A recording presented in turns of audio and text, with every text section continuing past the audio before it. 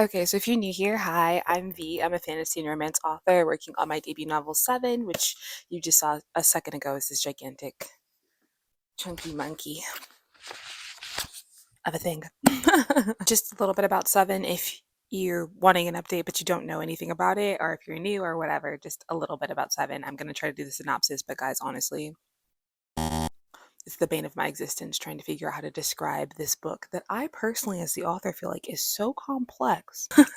But it's about the wild and untamable daughter of a revered general having a one night stand with a mysterious stranger she meets. She actually has a one night stand rule, so she only ever has one night stands. But it turns out that that mysterious stranger is a soldier in her father's unit. Because we're on YouTube, I can yap about it and give you guys more details. So the main characters are seven are Michelle and Gion. Michelle is the wild, untamable daughter, and Gion is the mysterious soldier. They have a one night stand in Austin, and it's non traditional for Michelle because most of her one night stands adhere to her three cardinal rules. The first is no details. She wants to know nothing about their life beyond their name. Like, don't tell me anything. Second is no morning afters, no sleepovers. Like, morning afters and sleepovers usually lead to conversations that have details that make people feel like it's going to be more than a one time thing. And she's a wham, bam, thank you, ma'am kind of gal. Third, no repeats because casual sex is just a relationship without a label. Why is she like this? You ask. Her father is a chronic cheater and a compulsive liar, and she's basically watched that destroy her family and her parents' love for each other. Her mom stays in the relationship because she's in love, and Michelle is like, that is literally the worst thing that could possibly happen to me. No effing way. Am I ever gonna fall in love? Gion, whose first name is Heijin, but he goes by Gion because of the military and also because he's a K-pop idol. Yes, okay, so he's a K-pop idol. I can tell you guys that. Even if you know that before you read the book, it's still totally different than reading it. Anywho, he's a K-pop idol and he's on hiatus from his career because he has to fulfill his required military service time in the South Korean military. He's lucky enough to be in the same unit, which is called the Hallyu Unit. It's a task force that's working on improving foreign relations with the US as they're in an election year. So basically, they're just here to be like, having us as an ally is better than having us as an enemy. So let's stay cool, okay? Yeah.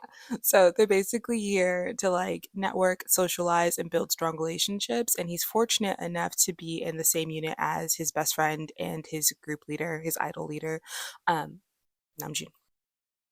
Anywho, during their one night stand, everything is going the way it's supposed to, except Michelle wakes up in the morning and Gion is still there.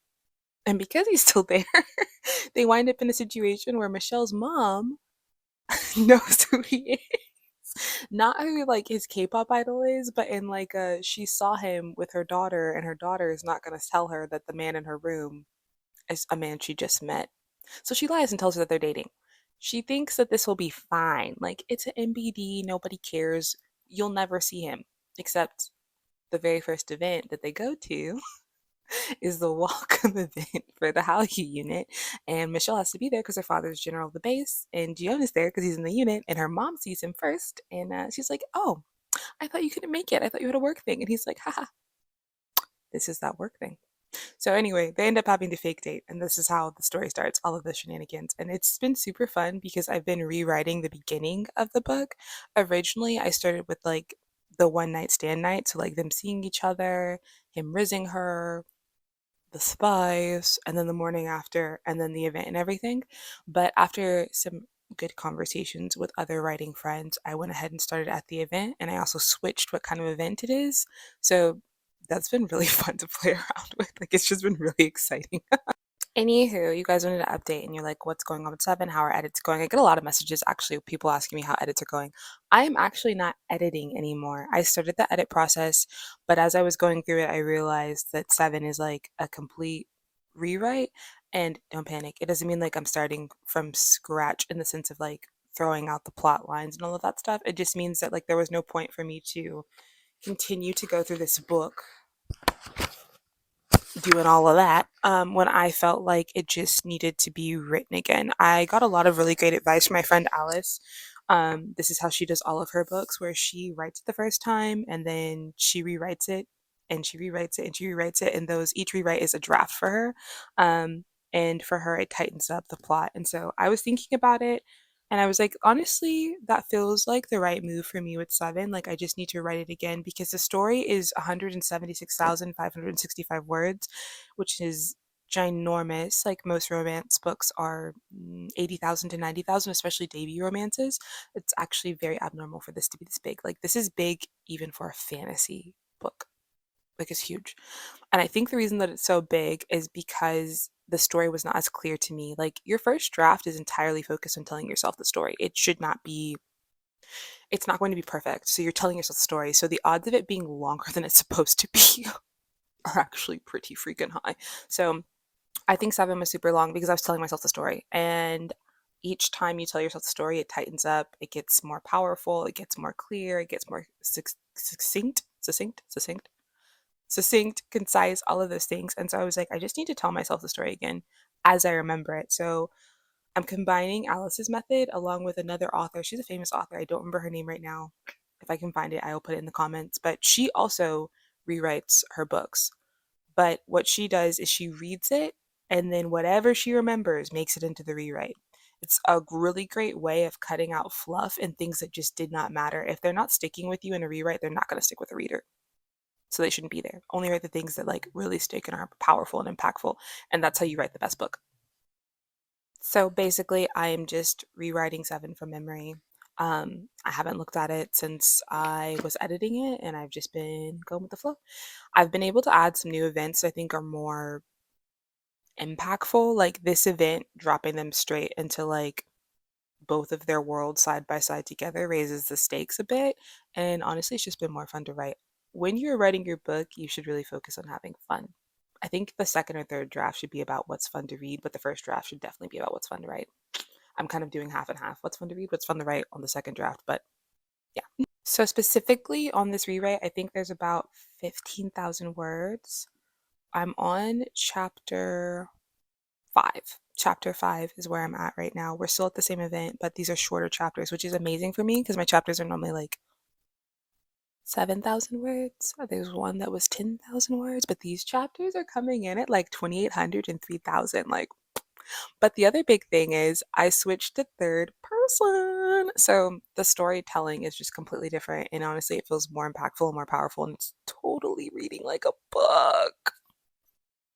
So I get emotional thinking about that. I'm honestly very proud of the work I've put out thus far. Last time when I was first reading Seven, at this point in the beginning of the book, I was cringy embarrassed. I was like, maybe she's not meant to do the thing that she thought she was born to do. Maybe she's a fraud. Full transparency, it was a really rough start. Like, originally I set out in January to write 3,000 words a day so that by the end of the month I would have 3,000, not 3,000, sorry, 90,000 words done. It has not panned out the way that I wanted it to as far as actually being able to write 3,000 words a day, but I still think, and I'm just an optimistic girly, I still think I have a pretty good chance of reaching that goal. Maybe I'm delusional. I don't know. That's how I finished seven in 2 months because I tried to do it in 30 days. It didn't work, so I tried again. It's just my vibe around here. I don't know. Anyway, now that I've regrouped, because Brett was off for 4 days a little bit ago, so I was able to write every single day, and I got 12,000 words out in that 4 day period because he's the best. I was able to get my head on straight and not be so stressed. And actually, now that I say that, I wrote 12,000 words, so seven might actually have 20,000 words. I need to do some math. I need to actually count. I should have counted it before I made this video. 1 second. I have my Fibber. Seven definitely has like 25,000 words. It's fine. The chapters from the beginning are not that many. It's like I had the 10K challenge, and then I had all these different like little sections that I kind of spun off and was writing that are not in order. So I don't have them like in the chronological like full count. I'm learning a lot in third person. I feel like I can see the story in like a fuller, broader scope. My original plan when I was like, let me just rewrite it in third person before I talked to anybody was that I would be able to actually get a handle on the story because when you're writing in first person and you have two like POVs, you're very limited in like what you can tell about the story. What's difficult about that, or at least what was difficult about that for me, is that I was telling myself the story for the first time through two very narrow points of views, but there's other things happening, right? Like Michelle's father is a chronic cheater and a compulsive liar, and so I need to talk about like how that affects her and like what's going on in the like broader scope of her family. But if I'm not in her perspective, then I'm not talking about it. And so it was like a very difficult like which whose perspective is more important right now. I just ended up like missing a lot of things that I felt like were really important. So writing in third person, I can see everything and I can like hop around and like even in the first couple chapters, there's like a fun little perspective from Gion's best friend, which I am thrilled. I also feel like my prose is are a lot is my prose is way more whatever. My prose is a lot more elegant in third person. Um, so I am enjoying that. I'm also learning a lot about my characters, like motivations and personalities.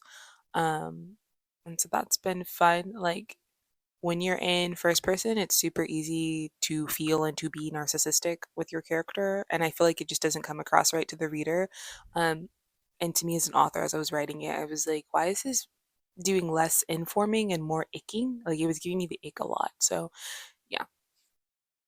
Now for some fun stuff, I'm gonna read you guys some of my favorite lines from the rewrite. Okay, ready? I'm gonna read you an excerpt, and it's from the first chapter. It's kind of choppy, just because I'm trying not to read too much, trying not to read too little. So bear with me. Michelle would sell her kidney for a shred of gossip, a crumb of drama, anything to liven up the droll orchestra. I don't know why I can't say that word. Anything to liven up the droll orchestra and idle chatter of the patriarchy. Look who I found. At the sound of her mother's voice, Michelle spun around in her Swarovski-encrusted heels to face her worst nightmare. Immediately, she regretted that very thought. In fact, she'd give up both kidneys and her favorite Gucci dress to fall through the floor right now. Her lungs seized. Standing arm in arm with her mother was the only man Michelle had ever met with eyes as dark as her own. The last person she ever expected to see again. Her mother looked pleased as a kitten in cream. This cannot be happening.